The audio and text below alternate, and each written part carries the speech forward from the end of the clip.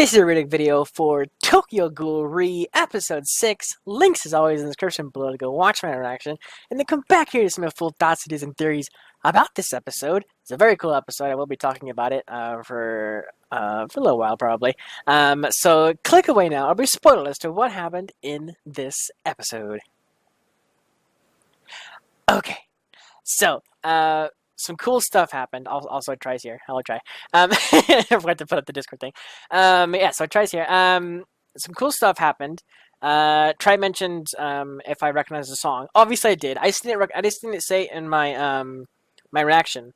Maybe I did, like a little kind of like nod or something like that, like a like recognition kind of thing, whatever.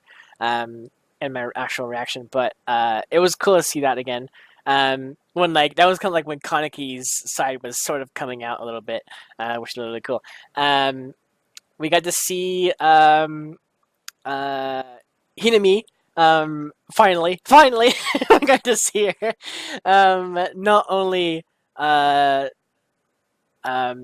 with Kaneki or whatever, but her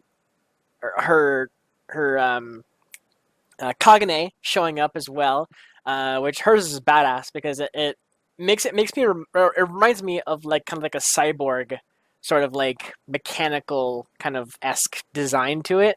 But the her tentacles, or whatever we call them. So it's really cool to see that from her because it's been a long time since we've seen her, regardless. But also, we've only seen her mom use it. And like I think her dad, did we see like her dad do something with it, or I can't remember what her dad's stuff was. Was his? I remember the mom being tentacles, but I can't remember what the dad was. Was the dad the tail? Was it the tail one? I feel like it was a tail.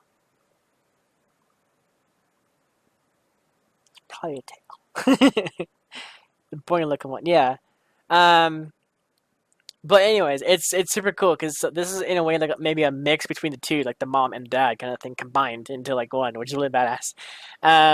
So it's really cool to see her fight. Obviously, we didn't get to see her fight, a lot, but we started to see her like defend against what's his name again? I just keep calling him the double S. Ghoul guy, whatever, like one of the owls, I guess. I guess has a faction now is the owls, because even Hiname was.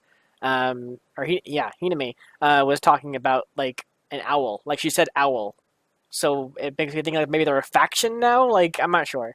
Yeah, so the moms had the four tentacles, and then the dad had the bony kind of spiky stuff. Yeah, so which I think isn't the Akira, I think is how you pronounce her name. Doesn't she have that tail? Or was it broken? I feel like she has like a... Yeah. Yeah, I remember her dad taking it from from Hiname's dad. Or Hiname's dad. So I couldn't remember if that tail was broken in battle or he still had it, kind of thing. So it's interesting that... that's going to be super freaking interesting if... Hiname comes in contact with Akira with her Quinke. Like that's gonna be so hype. Like just like I want to see like her like absolute rage like spool out all of a sudden. Yeah, we did get to see her a little bit like in that mode. We didn't get to see her like. Well, I guess we did get to see her fight. It's been so long since that like happened though. Like it kind of. It's like loss of memory, like, but I remember seeing that picture, that like her that moment or whatever. But yeah, she's a cool character. She's obviously still learning about combat because, well, I mean, I'm sure anybody would have a hard time against the guy we're facing right now, the double S dude, because he's like, like enhanced, like beyond belief. Like he's not only a half ghoul, but he's also a past CCG agent. He's kind of a newbie agent, but well, not like hardcore newbie, but he's still was gaining ranks in the CCG before he was taken. But yeah, half ghoul, and just like he went through the same process that Arima and um, uh, Kaneki did to get the white hair, like the whole like near death torture esque sort of like thing, whatever. As well as other people too as well. Um, yeah, yeah. That I was thinking that like he was gonna turn like full on cannibal, like Kaneki did when he went to the Kakuja. Um, yeah, you mentioned it too there. But yeah, the whole cannibal state kind of thing. So that was really interesting. Um, I'm super wanting Kaneki to fully come out, like fully just like no hold bars. He remembers everything. His power is like unmatched, like that kind of thing. Like I want that to happen because then, um, like I don't know, I just wanted it to happen, like because like him in like the state that he is now. I mean, it's like it's interesting for like a reboot in a way, like kind of sense. But I wish the past Kaneki came out, but like it didn't consume him. Obviously, that's one thing I keep saying in my reactions is like I don't think him like unlocking his memories is going to flood his current memories and like absolutely wash him away. Like obviously, I think in my mind he's gonna remember both lives, both Kaneki and both his whatever his redo self. What was his name again? I have it here. Hold on. Sasuke. So him and his past self kind of like combining instead of like the Kaneki overwashing the Sasuke's memories kind of thing. Like they're just like combining into one. So I hope to some degree that happens because that will be very freaking badass. I hope that happens because that's one thing that Kaneki started to lose was like his humanity. He started to kind of delve in more to the ghoul side of things once he got his white hair and like all that kind of stuff. Like he started to kind of go towards that route. So having his CCG personality kind of in the mix now, maybe that might make him more on the side where we first saw him wanting to, in a way, fix both sides, the human and ghoul side, in season one when he was like trying to convince CCG member, um, what was his name again? Um, the one that he was trying to convince that ended up vanishing or whatever at the end of season two. I'm on. There we go. Yeah. So when Kaneki was trying to convince him at the waterway when like he was like getting beat up basically, he was trying to convince him to stop kind of thing, and he was like crying and all that kind of stuff. They're like trying to convince him to stop. I hope at some point Kaneki reverts back to that state where like he's trying to help humanity and ghouls at the same time and like try to like have like equal footing between them. But because of the events of the season finale of season one, with the whole torture scene and like him changing his hair color and all that stuff, like it totally like changed everything about his like his roadmap to like what he wanted the ghouls and humans to be, and it like degraded him to the point where he just gave in to the ghoul side of him, because he wanted to devour and like eat that kind of thing. Like he dove into that like head first. But I know not everything in season two is canon or whatever. But I do hope if he does fully awaken like all his memories, I hope the CCG side of him brings him back towards that little middle ground where he's not fully ghoul and he's not fully human anymore. He's just kind of like in the middle ground and he wants to help both sides. That's one thing I really desperately hope we get in this season. I want more Hiname. I want more Toka as well. We haven't seen her in forever. She was like in maybe 2 episodes, like no, just one, I guess. Right? She was only in one episode. The one episode that Kaneki just kind of walked into the coffee shop and like Ace and Coffee or not Ace and Coffee, Drinks and Coffee. That was like that was the only scene episode we had Toka. Um, yeah, I'm interested about Toka's brother too. Ayato. He kind of went off and did his own thing in a way. So I mean, a lot of ghouls right now are starting to run away and retreat. Um, and the CCG command is like throwing Kaneki under the bus right now. Like when one of the I'm guessing it's a ghoul, the guy with the mask, with like the scarecrow mask, whatever. Um, when he like turned on the speakers like throughout the whole facility, um, and I guess earpieces and everything. Like I'm not sure how far it went in. Yeah, that guy. I don't know how what the distance is on like the speakers, but regardless, everybody heard it. Of Kaneki yelling and screaming and all kind of stuff like that. But I'm wondering uh what the command ultimately wants from Kaneki, because that's the thing that like I know is a thing in the CCG right now. Because like the CCG is all about hunting ghouls, killing ghouls, because ghouls killed my friends, and so on and so forth. Like that's like their mentality. And then they have this kind of special squad of quinks, like whatever that are like half ghouls. So what degree of command dislikes the quinks?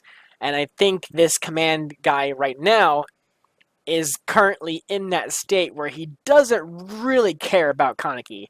He just wants his human, agents or whatever to like live, kind of thing, or and buy time for them to arrive, or whatever, or finish out their original goal, and and then the quinks after that, kind of thing. So that's kind of what I think what's happening, because like he was like ignoring Kaneki's scream and all that kind of stuff. We were introduced to the guy he in charge of the mission. Suski said he didn't care. Yeah, yeah.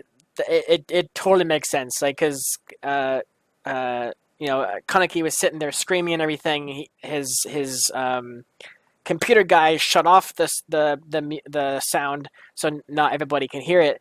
And then when everyone started pitching in, like, who was that? Who was that? Like, kind of thing. And he's like, nobody, keep going.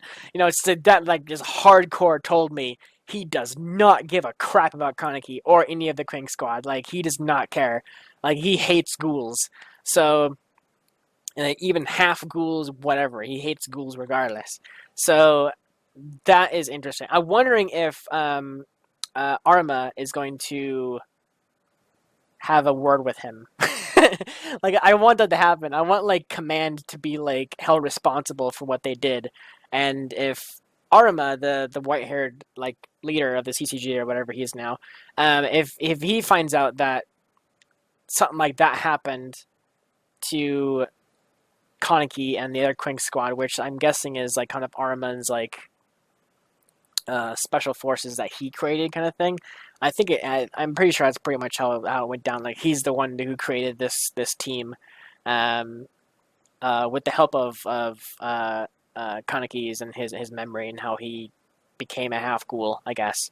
But yeah, I'm excited to see what happens next. It's definitely going to be badass to see what happens. For one thing, I want to know who won the battle between Kaneki and the Double S. Um, I I have a sneaking suspicion that both of them are fine. Obviously, Kaneki is fine. He's a main character. He'll live. But the Double S guy can be kind of hit and miss. But I think potentially he's fine too, because they're, in a way, Kaneki and him are like identical, or the past Kaneki and him are identical. Because like he's going in like cannibal state, that kind of thing. Like, Kaneki's been there. He's his memories are there, kind of thing. He's been there before. So it's gonna be interesting to see uh, if he lives. But like I said, I'm leaning towards the thing about him living. Like, he's fine. He's just gonna have to be recovering, or be recovered, and then uh, fixed up, and then he's out again, basically.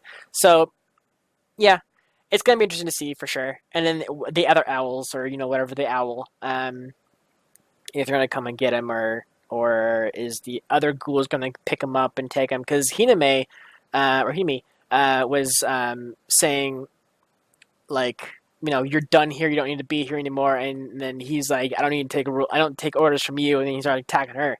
So I'm wondering if she's gonna leave him there, or something else like entirely. We actually saw Psycho come into the room, so I'm wondering if Psycho and Hinami are going to fight it out because Psycho might think, Ghoul enemy, go fight the enemy, whatever. We saw Psycho a little bit go berserk or whatever. But it only like shattered glass. We never got to see anything about what she actually did. It just like exploded a ton of glass around the area, and then like the battle was over, kind of thing. So I do want to see what her Kagane is, because all we saw was like her hammer or whatever. So I'm wondering maybe here's like a voice kind of like sound emitter sort of Kagane. Or something like that. I'm not sure. That'll be interesting to see for sure as well. A lot of really interesting things to see. So I think that's it. Is there anything that I missed? Probably one or two things, but I can't remember. Oh, yeah, the Juzo stuff. Um, Uri and Matsuki.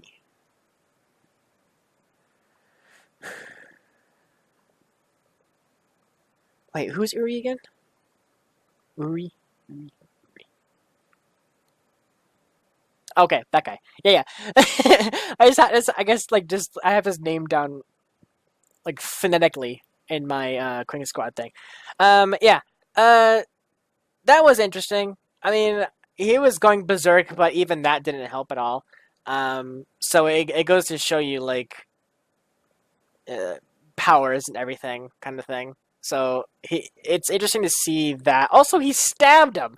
Freaking, he stabbed Matsuki like through his like with his fist. He's like punched or stabbed him or whatever. That was freaking cool. We got to see his tentacle arms coming out. That was badass. Um, he's got a cool Kagane for sure. But like yeah, Uria or whatever. He's Urie. I don't know. I still don't like him at all.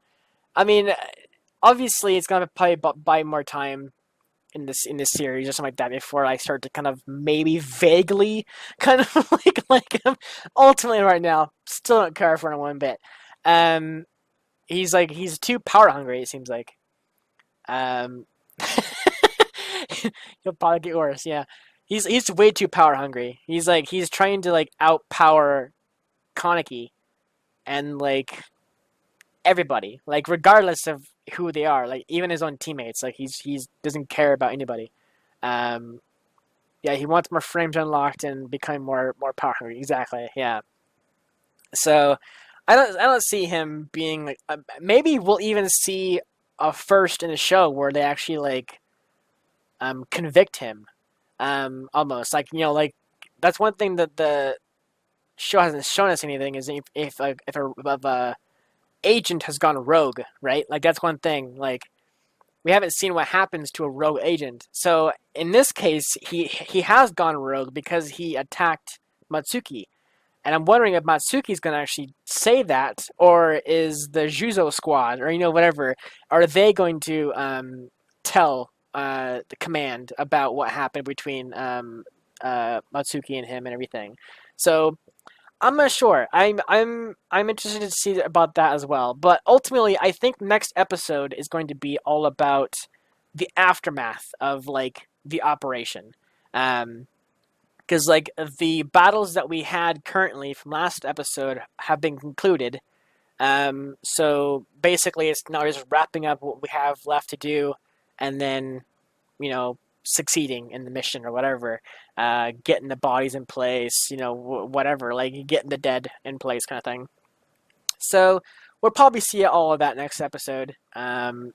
Just like all the aftermath stuff after the operation. So yeah, thanks so much for watching. If there's anything that I missed or want to talk more, elaborate more on, whatever, let me know down below in the comment section below, and I'll talk to you guys down there. Obviously, no spoilers. We will get to it in due time. Don't be a dick, not only to me, but to other people who have not seen the manga or whatever in the future, whatever of the show. Don't spoil anything. So yeah, thanks so much for watching, and I'll see you guys next week for episode 7. Take care, buddy.